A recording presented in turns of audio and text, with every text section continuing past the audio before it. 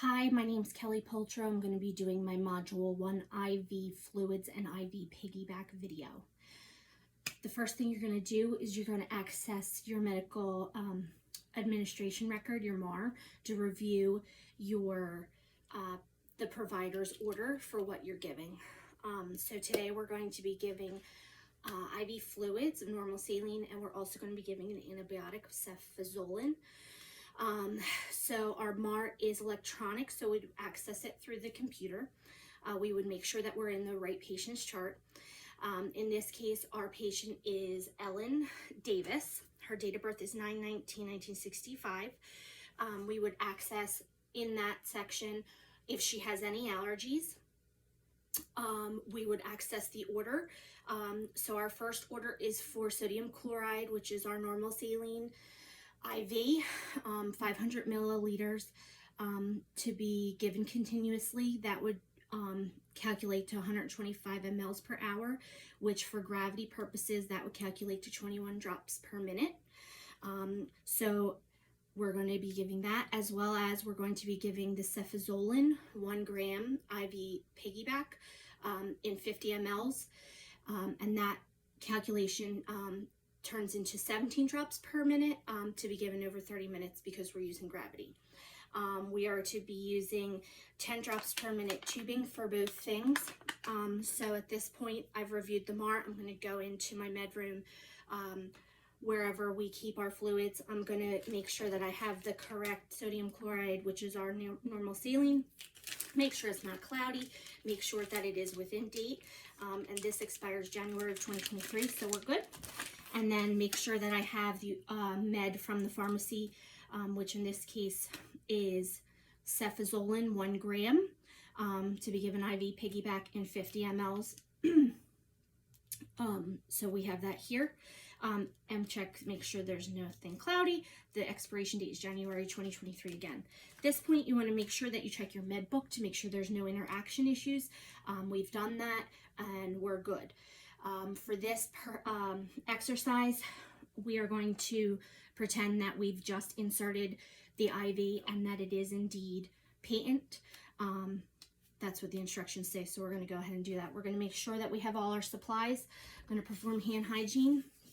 I'm going to make sure that I have my hand sanitizer, gloves, my mannequin with her ID band. These are my alcohol pads, 2 flushes. We're supposed to be flushing. If we were to go in and we had not just performed this IV, we would be flushing. I have my med and my IV secondary ID set and my fluids and my regular administration setup. I also keep tape and scissors and marker and pen with me at all times as a nurse.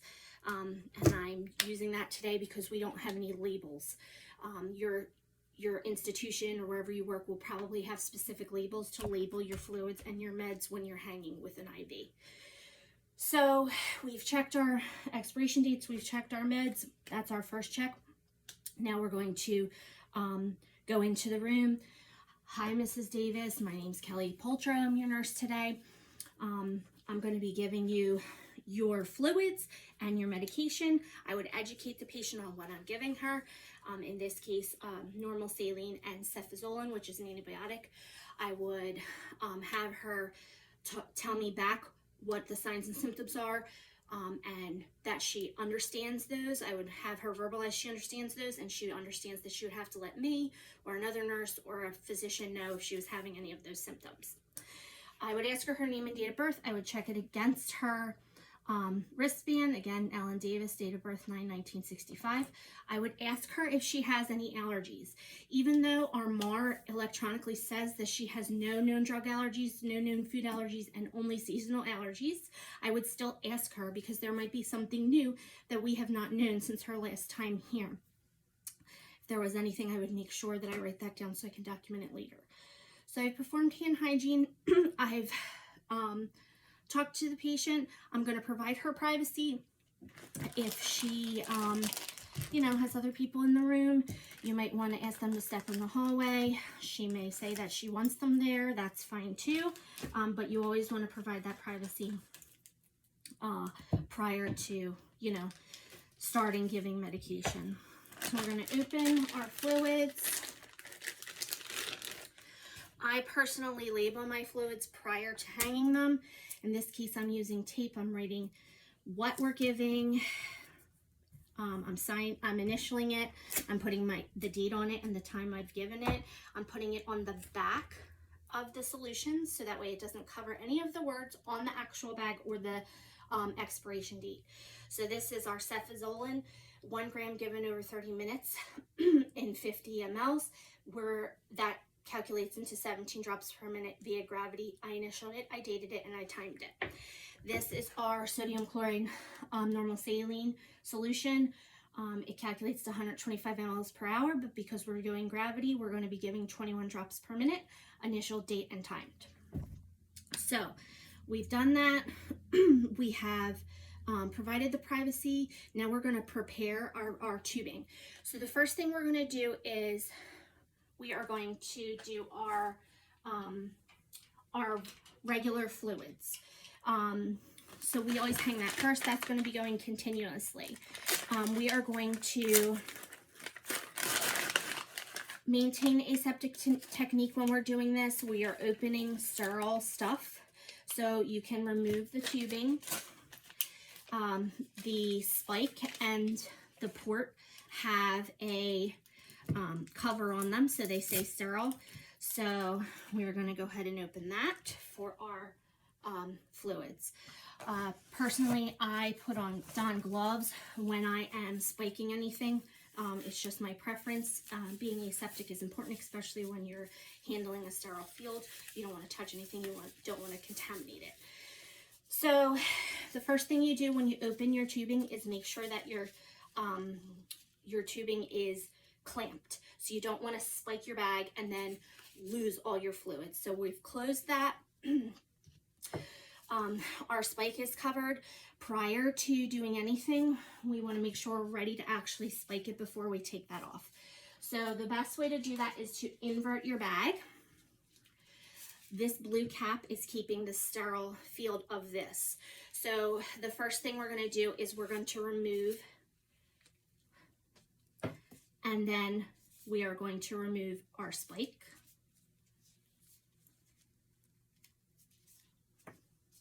Still sterile, we haven't touched anything. We are going to invert it into invert our bag and spike it. You may have to push a little bit because it might be kind of hard to get through at first, but you want to make sure that it's all the way in. Okay, and we're going to hang it up. You're going to squeeze here. So we're going to fill the chamber about halfway. Okay, at this point, we are going to label our tubing so that way everybody knows when it was placed. You do it directly below your chamber so it doesn't get gross. Tubing is good for 3 days in most places, so we've dated it today. Expiration 3 days from now, and I initialed it. This point, we're going to make sure that our patient is patent. If you had not just put in this port, you would flush. You would draw back to make sure that there is blood prior to flushing it to make sure it's patent. We're not going to have to do that because we've just, according to the assignment, we've just done that.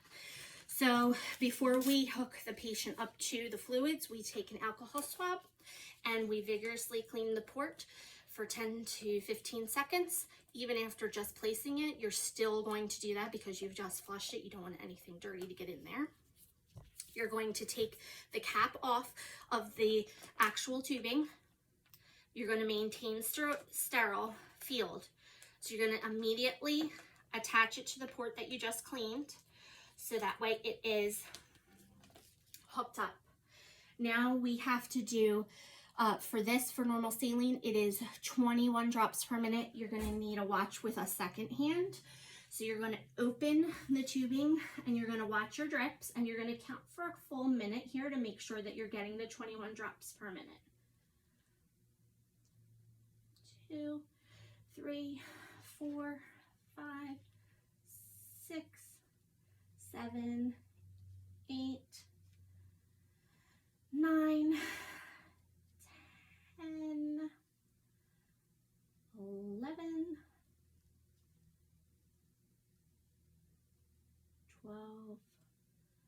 13, 14, 15, 16, 17, 18,